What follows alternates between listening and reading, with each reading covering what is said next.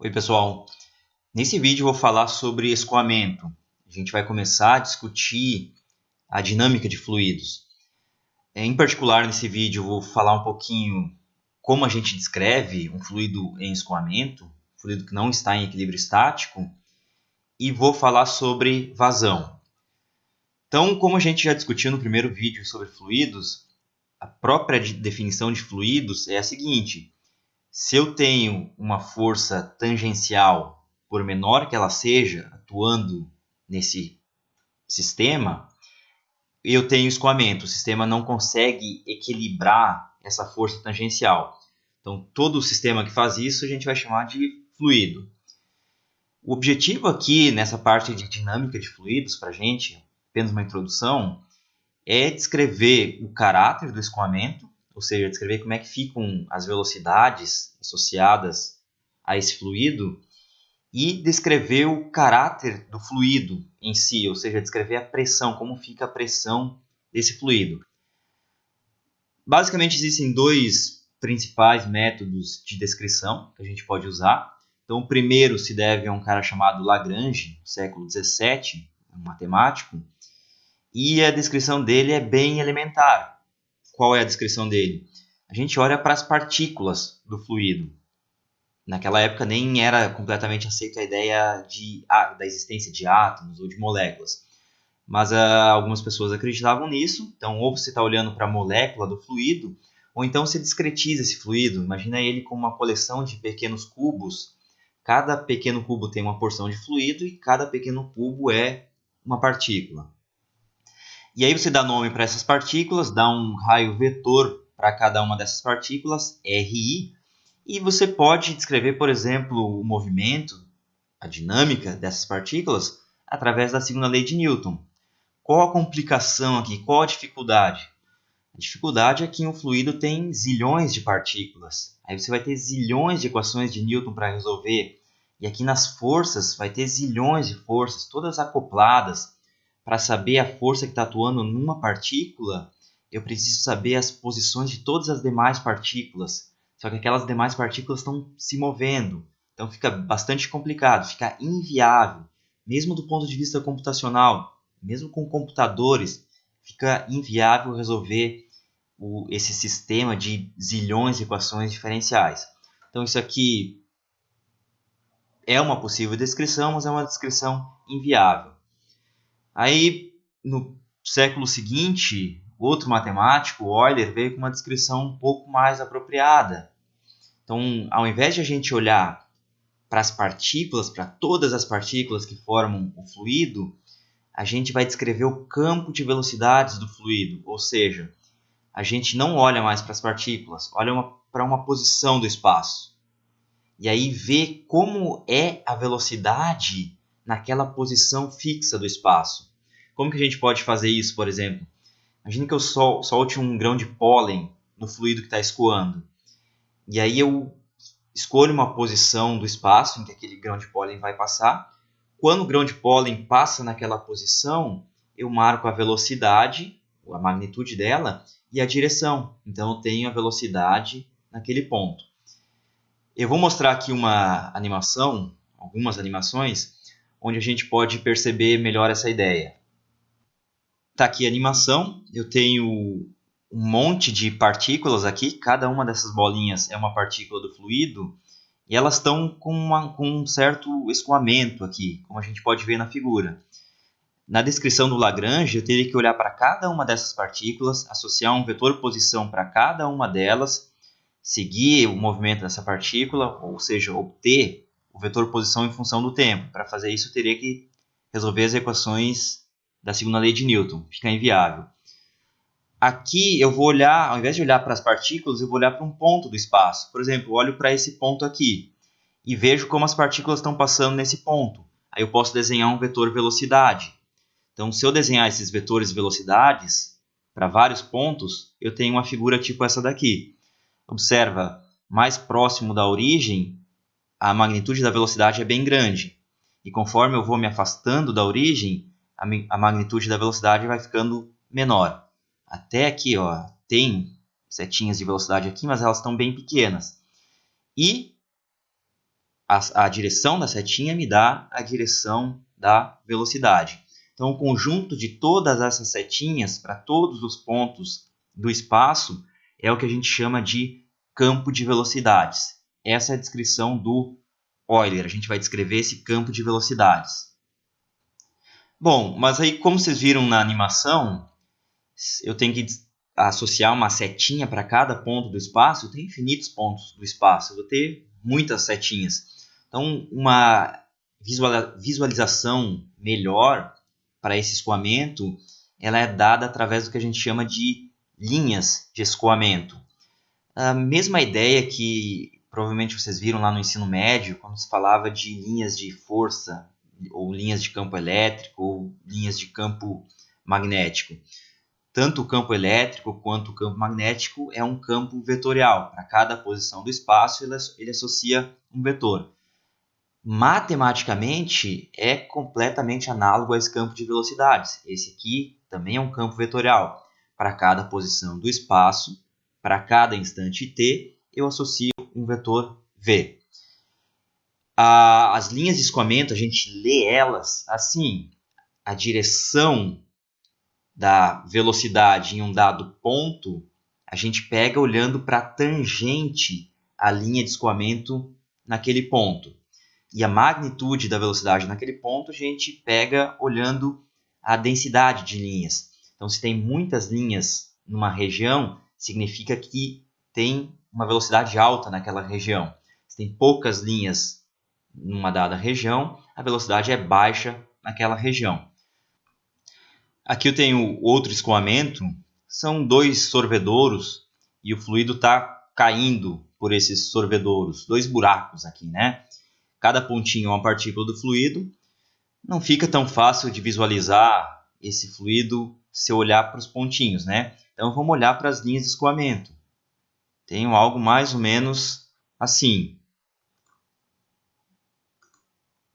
Observem que a densidade de linhas vai me dar a magnitude da velocidade e a direção, as tangentes a essas linhas vai me dar as direções do movimento ou do vetor velocidade dessas partículas. Posso olhar isso aqui no plano, mesmo sistema, só que agora visto no plano. Sem as linhas de escoamento, assim. Agora com as linhas de escoamento,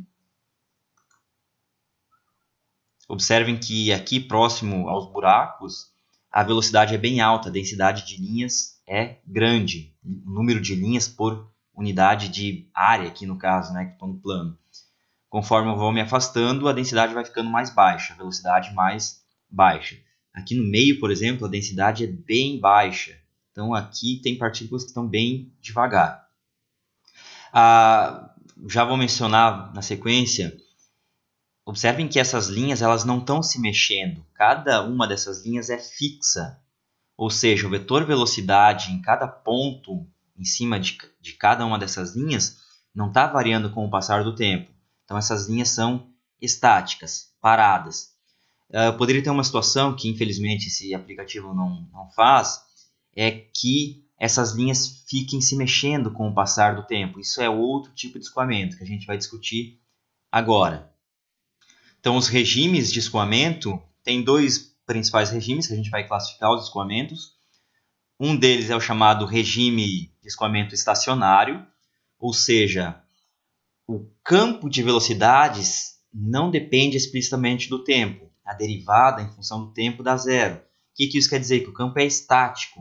Com o passar do tempo, tirei uma foto agora, eu tenho uma dada figura para os vetores velocidades em cada ponto, ou uma dada figura para as linhas de escoamento. Tirei uma foto daqui a pouco, ou em outro instante qualquer, vai ser a mesma figura para os vetores velocidades ou equivalentemente para as linhas de escoamento. Então, as linhas de escoamento são estáticas. E, além disso, estou impondo que a densidade do fluido também não está variando com o passar do tempo. Ela independe do tempo, ou seja, não está surgindo fluido, não está desaparecendo fluido. Não tem nenhuma fonte, não tem nenhum sorvedouro. Aqui, então, no escoamento estacionário, as linhas são estáticas e elas não terminam, elas não têm um sorvedouro e também não aparecem do nada, não tem uma fonte. Aquela animação que eu mostrei agora há pouco, a última, eu tinha 2 sorvedouros. Então estava desaparecendo fluido naqueles 2 sorvedouros. Lá eu tinha, portanto, linhas estáticas, mas o escoamento não era estacionário, tinha 2 sorvedouros.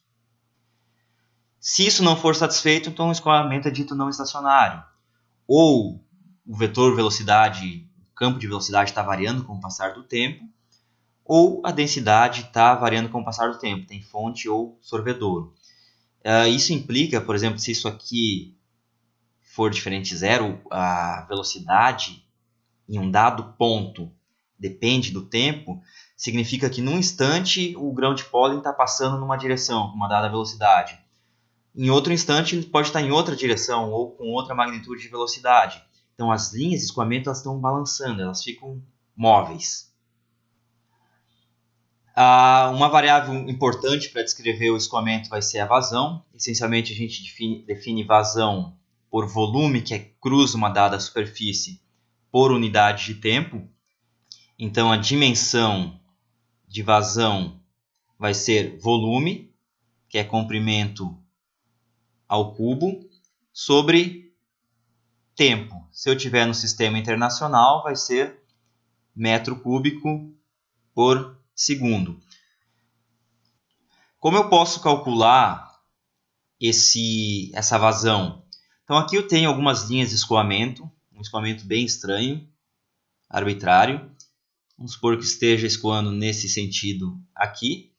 E eu quero calcular a vazão. Então o que eu faço é pegar um elemento de área infinitesimal. E aí eu vou calcular a vazão através daquele elemento infinitesimal. Peguei esse elemento de área aqui. Lembrem que ele é infinitesimal. Estou exagerando no desenho para a gente conseguir visualizar. Esse elemento de área ele tem um vetor normal, está saindo aqui. Esse aqui é o vetor normal n, comprimento unitário. Eu quero calcular a vazão nesse elemento de área dA. Então, se esse elemento é infinitesimal, a quantidade de volume que vai cruzar ele por unidade de tempo também é muito pequena, vai ser um infinitésimo. Vamos chamar isso aqui de dφ. Quanto vale dφ? Então, eu escolho uma unidade de tempo, vou pegar um intervalo de tempo muito pequeno, um infinitésimo, dt. Então, no intervalo dt, quanto de fluido vai cruzar essa área?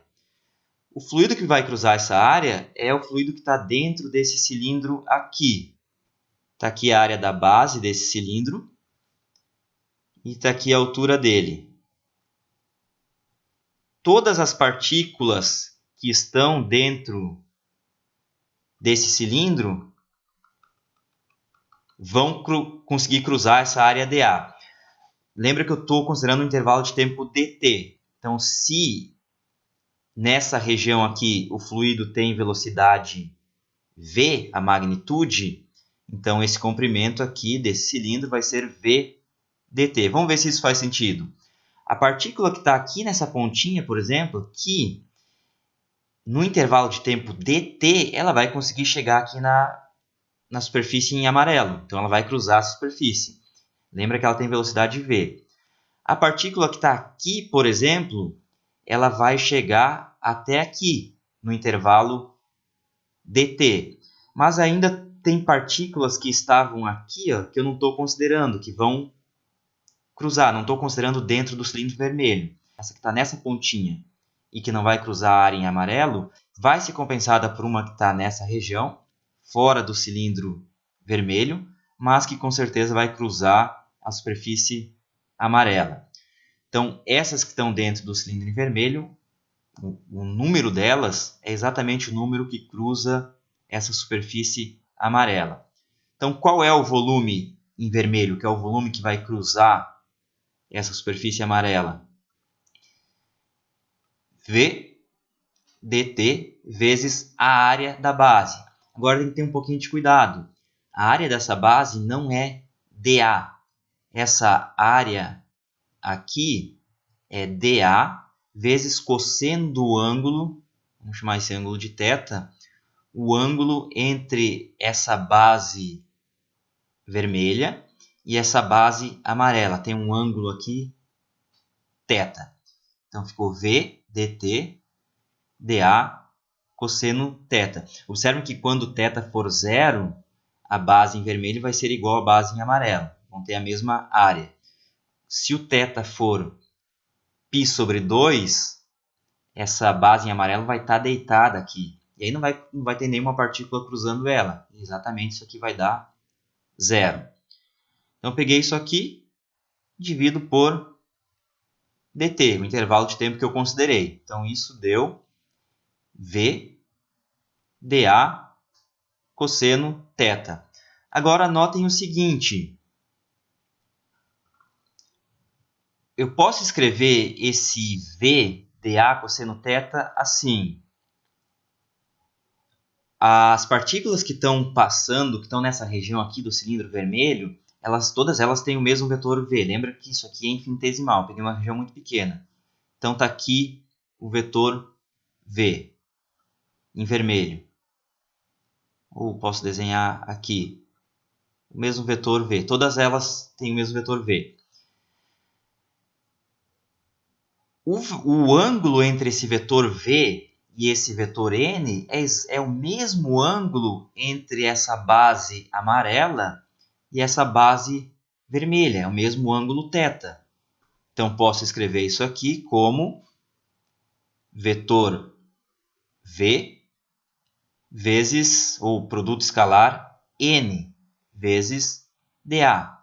V escalar N chapéu vai ser módulo de V, que é V, módulo de N, que é 1, cosseno do ângulo entre eles, que é o θ. Ou ainda V escalar dA, onde eu estou definindo o chamado elemento de área orientada. dA é dA vezes o vetor unitário N, o vetor normal a esse elemento de área. E aí, como é que ficou então a vazão?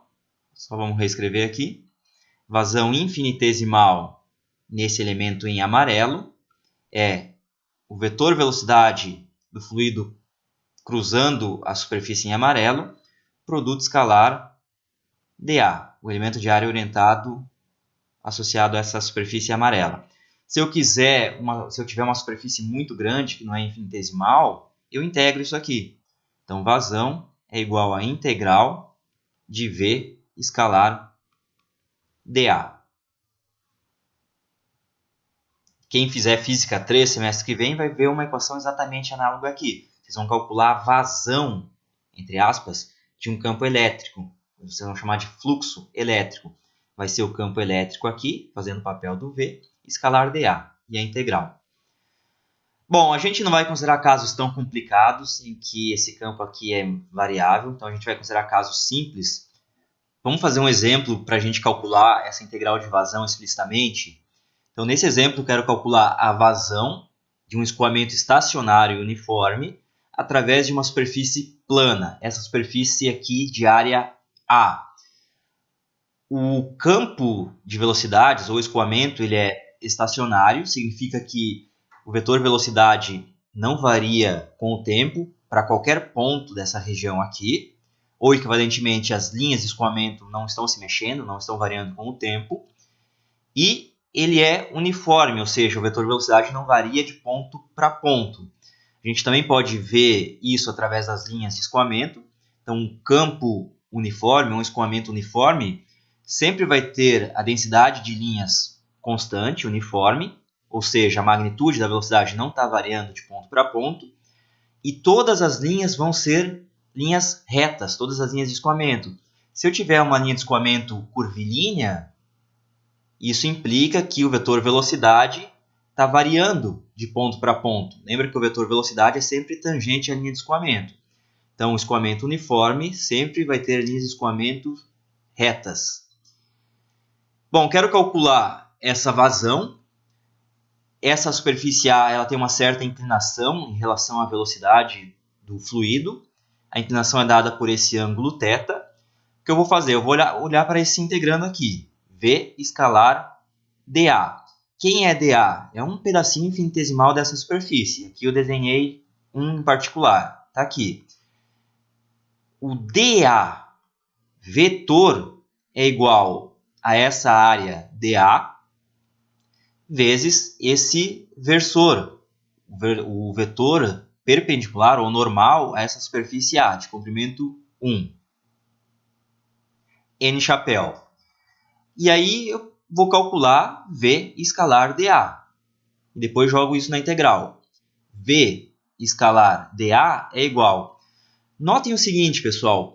Para qualquer elemento de área que eu pegar nessa superfície, o N vai ser sempre o mesmo. Por isso que eu escolhi uma superfície plana. Senão, isso não seria verdade.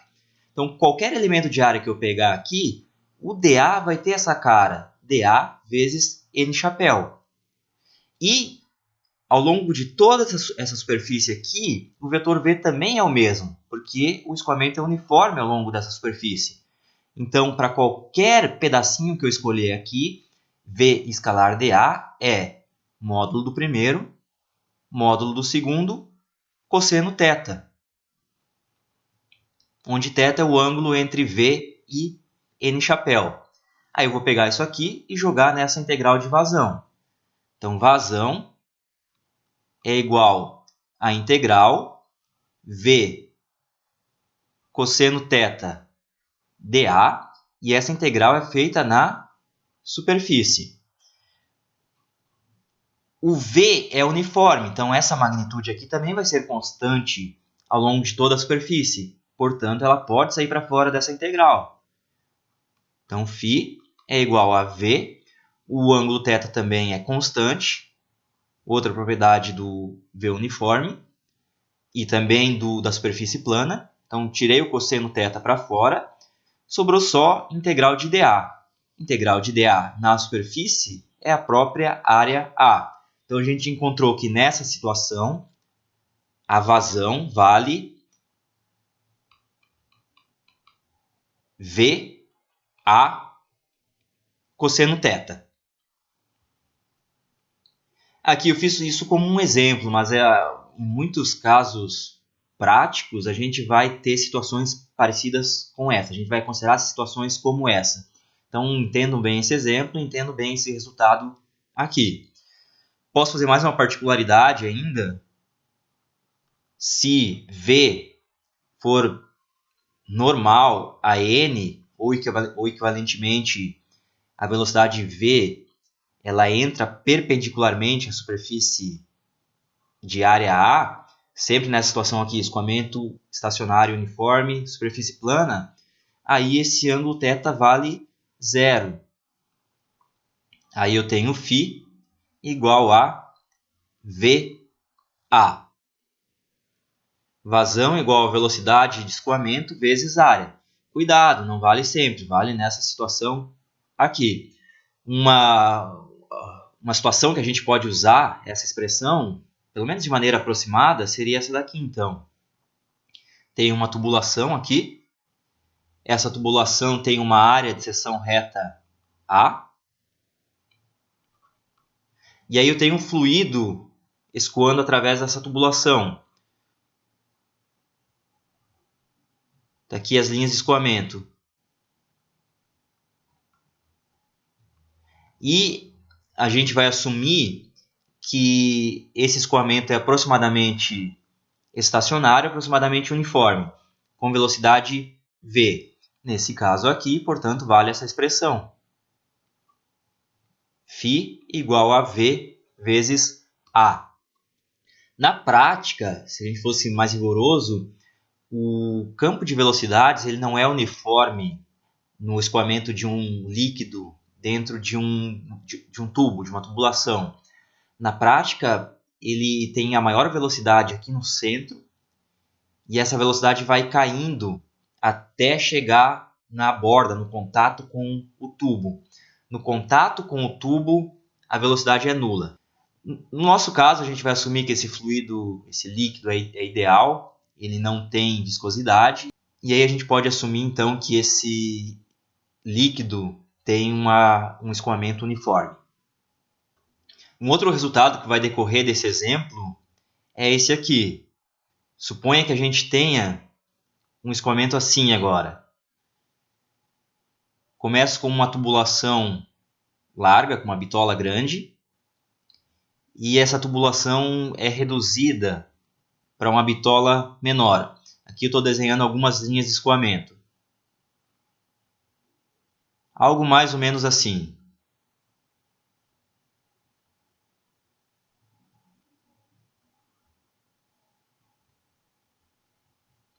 Aqui eu tenho uma área de seção reta A1.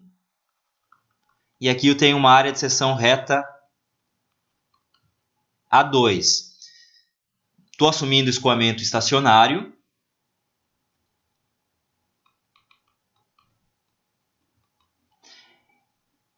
E eu vou assumir que esse escoamento é uniforme nas duas regiões bem longe dessa redução aqui.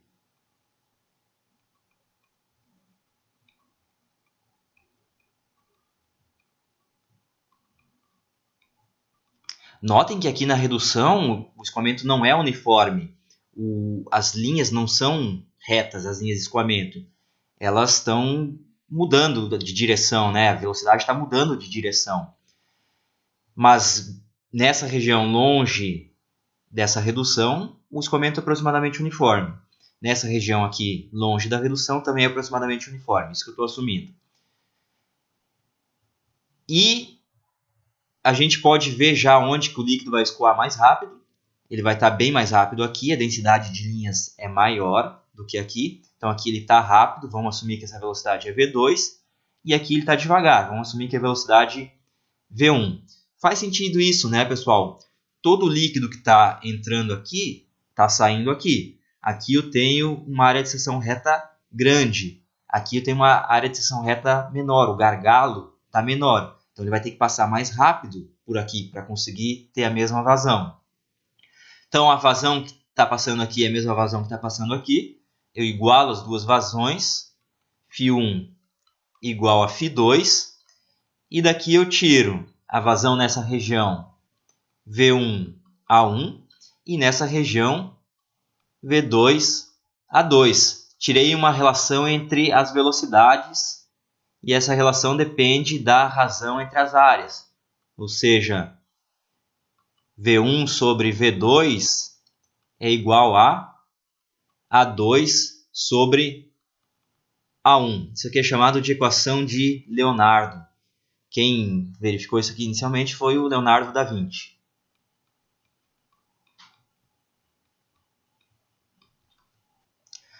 No próximo exemplo, a gente vai considerar uma torneira com um escoamento estacionário.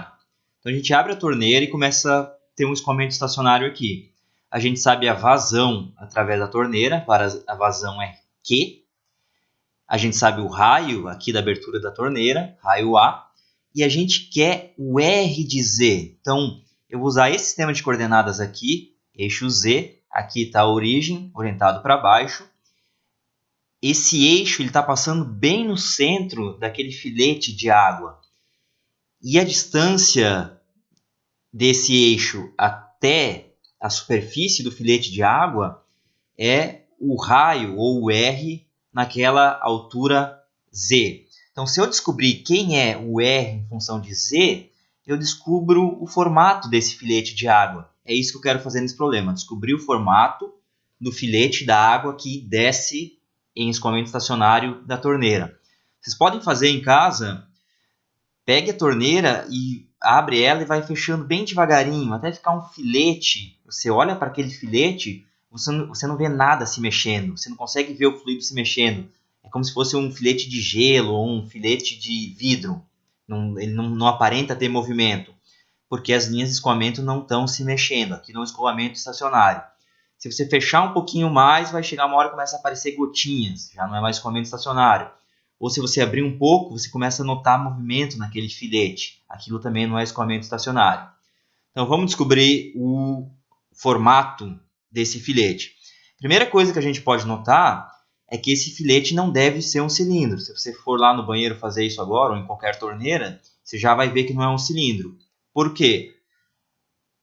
A velocidade da água que vai caindo aqui, vai descendo, está aumentando. por ação da gravidade. Tem gravidade aqui. Então, aqui embaixo ela está bem rápida. Se aqui embaixo ela tivesse a mesma área de seção reta com essa velocidade alta, ela teria uma vazão maior do que aqui em cima, que tem a mesma seção reta, mas uma velocidade baixa, por essa fórmula aqui. No entanto, o que está passando aqui em cima tem que passar aqui embaixo, a vazão não pode mudar. Então, aqui embaixo eu já sei que a área de seção reta do filete tem que ser menor do que aqui em cima. Então, já sei que ela diminui. O que eu vou fazer para encontrar o R de Z? Vou comparar vazões. Vou comparar a vazão aqui na saída. Então, na saída eu tenho vazão Q. E essa vazão na saída tem que ser igual à vazão em qualquer altura Z. Então, a vazão na altura Z é velocidade do fluido em função de Z vezes a área de seção reta daquele fluido em função de Z. Ou seja, V de Z, e essa área é πr ao quadrado, onde esse R é uma função de Z. Então, daqui eu encontro o R. R de Z é igual a raiz de Q sobre π V de Z. O Q é dado, então a gente tem que encontrar agora quem é a velocidade em função da altura. Velocidade do fluido em função da altura. Bom, isso aqui essa água está em queda livre sob a ação da gravidade. Então, a gente pode usar a Torricelli. Velocidade em função de Z ao quadrado, essa é a velocidade final, lá na altura Z. Lembrando sempre que o zero está aqui em cima. É igual velocidade em Z igual a zero ao quadrado, mais 2 vezes a aceleração, que é G, aceleração da gravidade, vezes o deslocamento, que é Z. Então, daqui eu tiro o V. Então, R de Z é igual a Q sobre π. E aqui vai ficar, então, raiz quadrada de V de zero ao quadrado mais 2GZ. Cuidado, tem uma raiz quadrada dentro de uma raiz quadrada. Vamos escrever assim. Tudo isso igual a R, né? Então, R de Z igual raiz de Q sobre π. Isso aqui é um número, a gente sabe qual é. O Q é dado, π a gente conhece. E aqui vai sobrar 1 sobre potência 1/4, que está dentro dessa potência 1/4 vai ser o V de zero ao quadrado mais 2GZ. Não terminamos ainda, né? Falta a gente descobrir quem é esse V de zero, a velocidade com que o líquido está saindo da torneira. Bom, se eu sei essa área de seção reta aqui na torneira, e eu sei a vazão, eu sei a velocidade que ele sai da torneira. Vazão Q, dada, é igual a velocidade na saída da torneira, vezes a área da torneira. Π A ao quadrado. A torneira tem raio A. Agora é só jogar isso aqui e a gente pegou o que a gente queria. Raiz de Q sobre π, 1 sobre, e aqui vai sobrar. Então, eu quero V0 é Q sobre πA ao quadrado. Q quadrado, π quadrado, A na quarta, mais 2GZ. Tudo isso na 1/4. Dá para melhorar isso aqui, talvez, mas isso aqui já é suficiente para a gente. Já dá para ver qual é a cara dessa função aqui. Então, se eu quiser esboçar essa função,